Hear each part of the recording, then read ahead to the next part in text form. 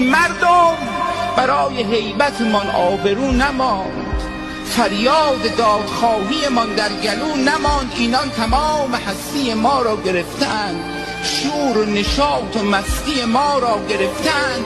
در موجخیز حادثه کشتی شکسته است، در ما غمی به وسعت دریا نشسته است. در زیر بار غصه رمق ناله می کند، از حجم این سروده ورق ناله می کند. اندوه این حدیث دلم را به خون کشید، عقل مرا دوباره به طرف جنون کشید.